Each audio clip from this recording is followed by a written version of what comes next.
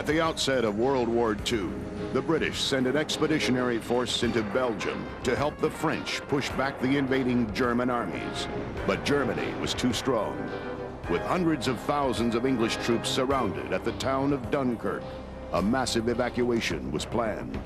It was an impossible task, but amidst the tragedy of loss, there was also the miracle at Dunkirk. This is where the British took their first major stand against the Germans, on the battlefront.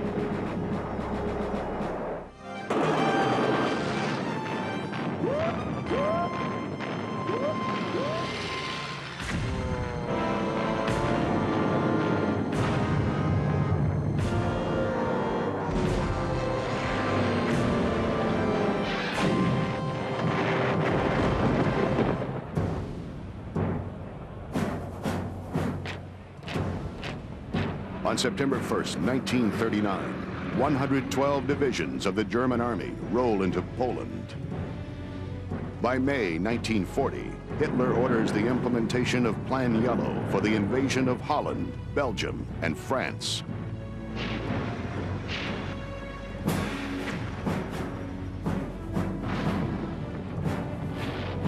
"136 divisions are committed to bring the French to their knees." Adolf Hitler then plans to cross the Channel to England. He is confident he can defeat the armies of the Low Countries. But a British expeditionary force of 250,000 men has been sent to defend France and can pose stiff opposition.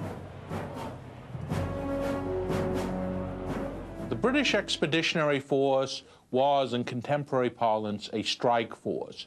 It was the sum total of the forces Britain could put into the field in Europe. It moved from Britain to France soon after the declaration of war in September 1939, and by May 1940, it was actually the most powerful army on the Allied side.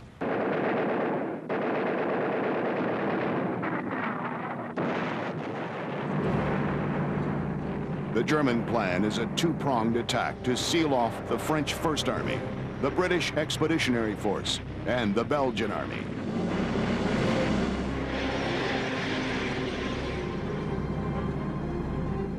Well, the Germans had been riding high. Everything had gone their way. They were convinced that the war would be over quickly, that they were going to defeat the British, and that the war would be over and they'd be home by fall. Everything had gone so well in the spring of 1944 that they had very few casualties, and they were completely high on the glory of winning. The Dutch, being a very small nation with no sizable military force, the Belgians the same way, there was no chance that the Germans would be stopped by the Dutch or the Belgians. The Germans handily defeat the Belgian army with military superiority and strength.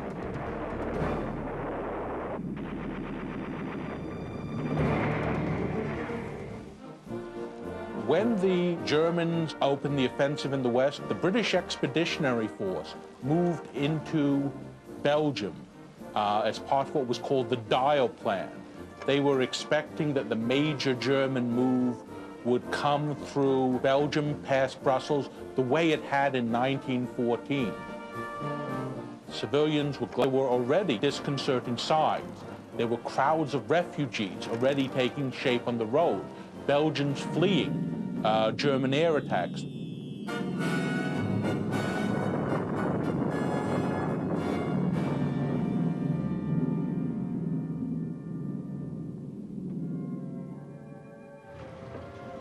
With their light, movable army, the British take up positions quickly.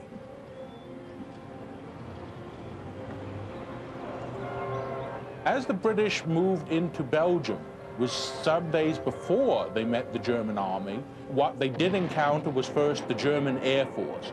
There were initial attacks on British positions.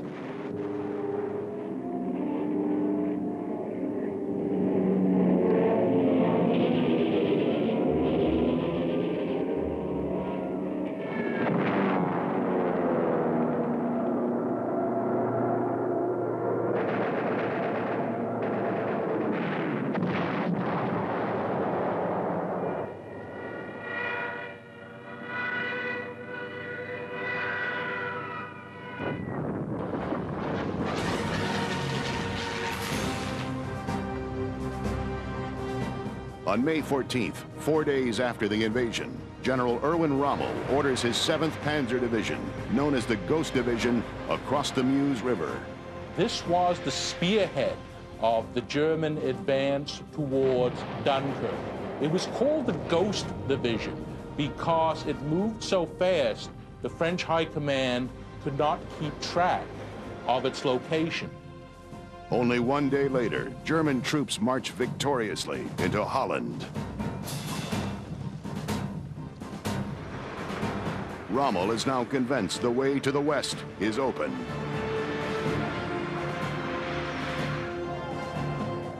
The British morale endured despite the repeated defeats of the French army.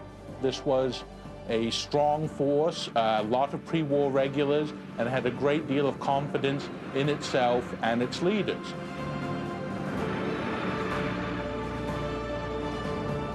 Because of the weakness of the other armies, the British forces begin to fall back toward the coastal towns. The Germans have been able to break through French defenses and create a dangerous 50-mile gap in the lines.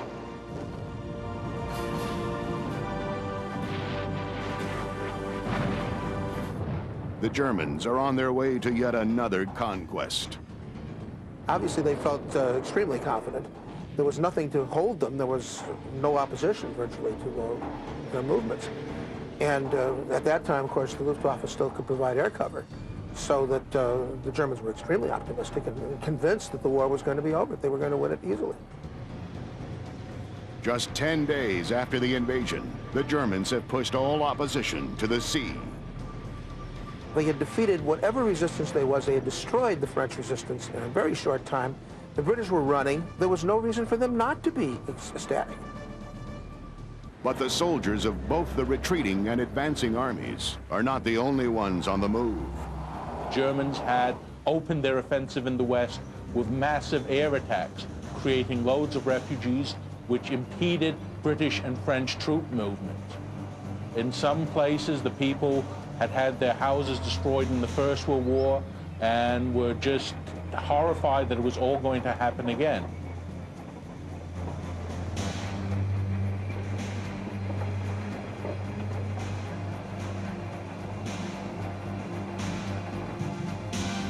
Most of the British Army retreated on Dunkirk in good order and was intended to have won many of the battles they encountered with the German army as they retreated. With the British surrounded at Boulogne and Calais, Commander-in-Chief Field Marshal von Rundstedt orders his panzers to a halt because of the loss of too many tanks in the advance.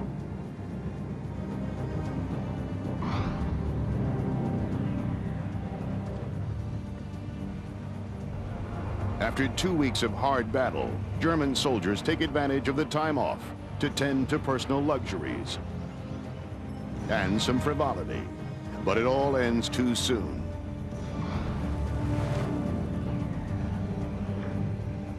As the countryside becomes a battleground, civilians continue their flight.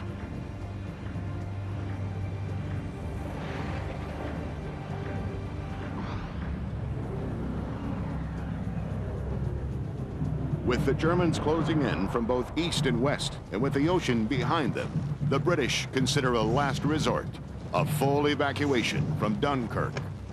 Some individuals cut off from their units came back and were helped out by French civilians. Many made their way to Dunkirk if they had been cut off during the retreat in disguise. By and large, the British Expeditionary Force fell back towards Dunkirk in good order.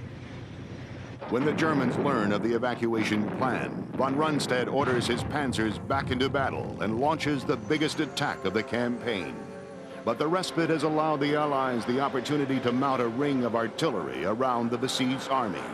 The Germans can no longer break through easily.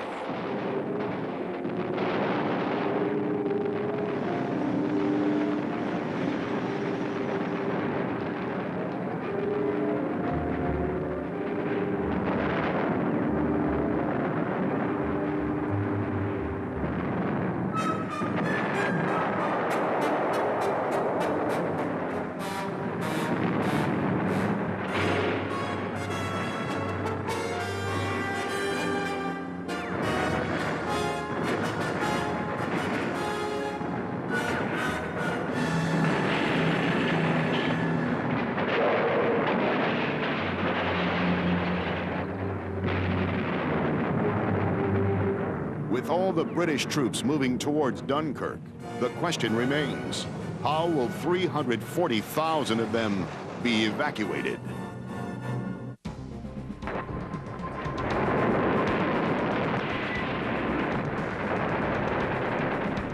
May 27th, 1940. With the Germans closing in from both sides, the bulk of the British force and part of the French First Army escapes through the middle of the enemy divisions into the area around Dunkirk. Fortunately for the British, the terrain around Dunkirk is very good for defense. There are canals which they could set up defensive positions behind and prove formidable obstacles to German tanks.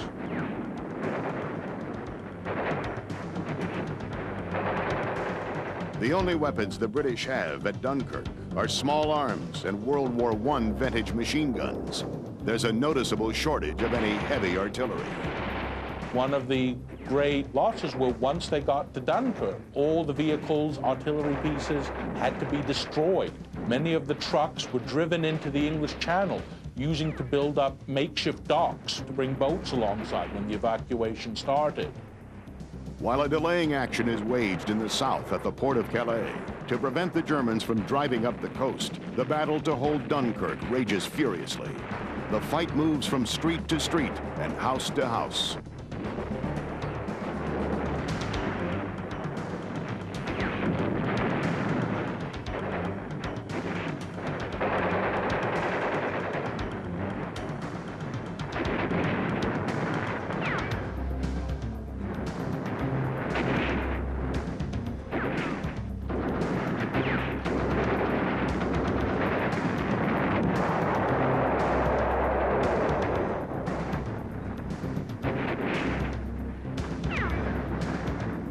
The battle for Dunkirk has been reduced to the bare minimum. There are no large armies facing each other, just small groups of desperate, trapped men.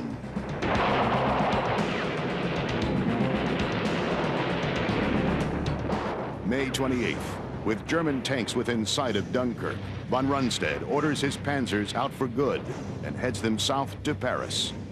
The German commanders were flabbergasted. They couldn't believe that they had been told to halt. They felt that they could have wiped out the British Army right there. We now know that Hitler probably didn't want to destroy the British Army at that point because he still, in 1940, had visions of a German-English alliance against Russia.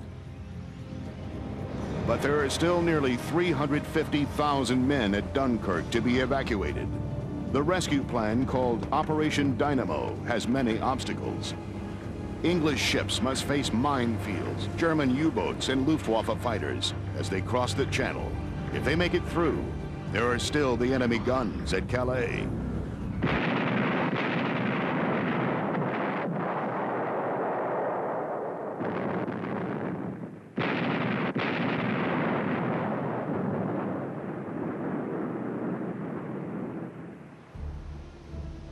Once within reach of Dunkirk, the big ships discover they are too big for the port's shallow waters. They can't get in close enough to evacuate the men.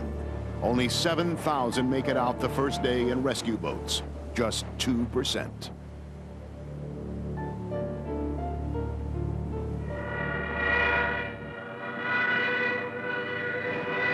On the 29th, the ships use a new coastal approach to Dunkirk. They escape the Calais shelling, but instead they're bombed and strafed by the Luftwaffe.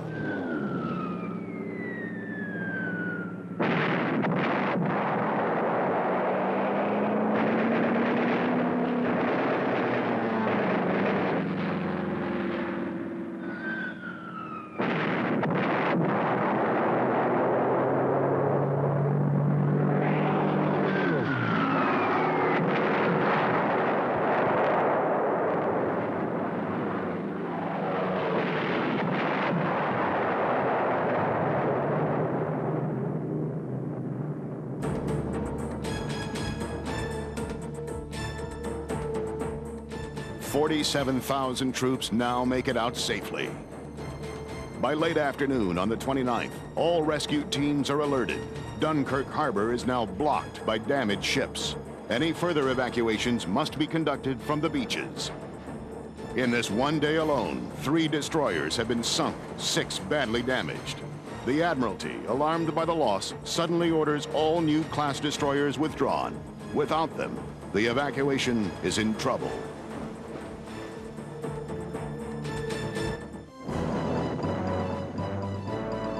Although the Panzer divisions have withdrawn, units of German soldiers continue to harass the town of Dunkirk.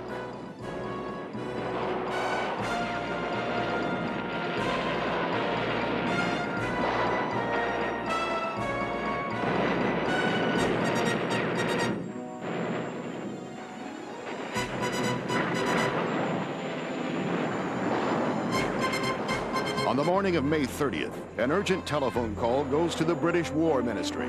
Commanders report that the perimeter defense cannot be held for long. They need as many boats and as much ammunition as possible. All of the British Expeditionary Force and the remnants of the French First Army have now congregated onto a corner of beach 24 miles long and 6 miles wide. From across the Channel, the strangest fleet in naval history begins to materialize. From the luxury yachts of the wealthy to the grimy working tugs of London, anything that can float is brought into service. The captains of these small boats have heard the thunder of artillery from across the Channel in England, but neither the fear of the big guns nor the omens of disaster could hold them back. It is an all-out English effort. Naval records show that many yachts, although warned that they are too slow, start out against orders and have to be turned back by the Navy.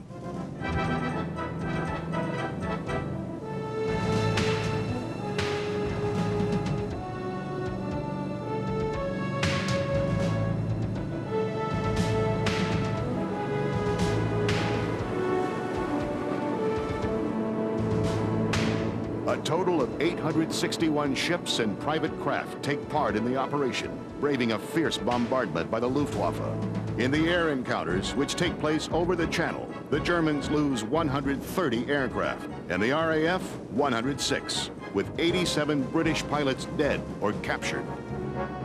By moving over 1/3 troops of all nationalities under close proximity from the Germans, certainly at great cost to both the Navy and the Royal Air Force, was a tremendous feat. The fact that they were assisted by mobilized civilian craft, the legend of the little ships at Dunkirk, which civilians brought boats out, across the Channel to ferry troops from the beaches to warships and transports offshore. This was all part to show the British that the war was a real thing.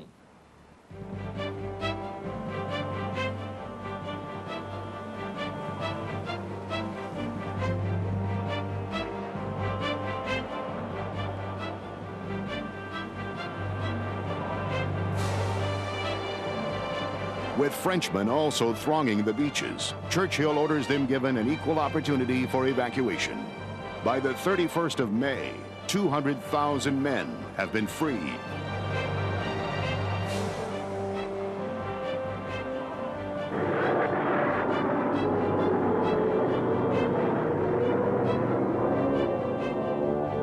June 1st, in a last-ditch effort to stop the evacuation, the Germans go all out and throw everything they have at Dunkirk.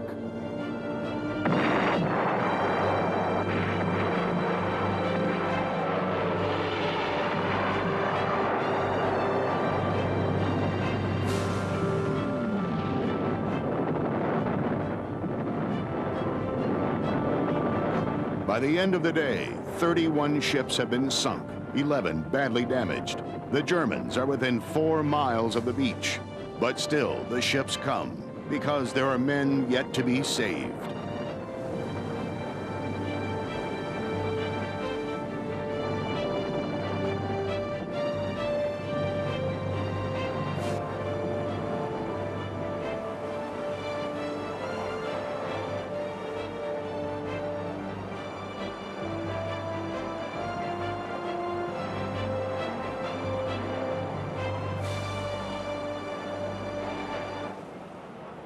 The injured take priority on the ships. Everyone else is crammed onto any part of the boat, except the bridge and the engine room.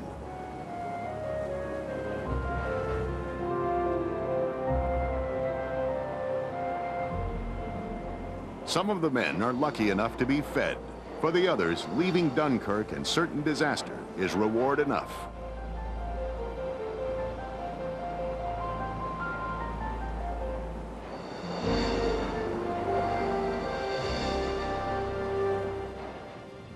At 11:30 p.m., June 2nd, Dunkirk signals British Expeditionary Force evacuated.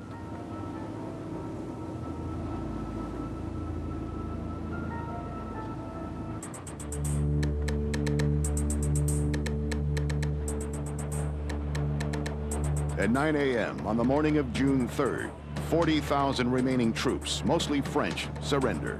The Germans also capture large amounts of abandoned British and French equipment. 2,472 guns, 84,427 vehicles, and 657,000 tons of ammunition and stores.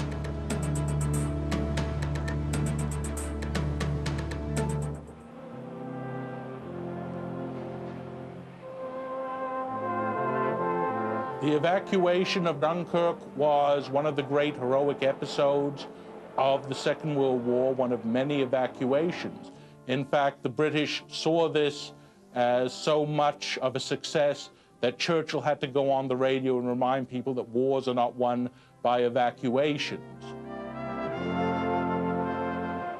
Everyone is relieved that from the ruins of Dunkirk, 338,000 men are saved by daring boat owners and are free to fight again.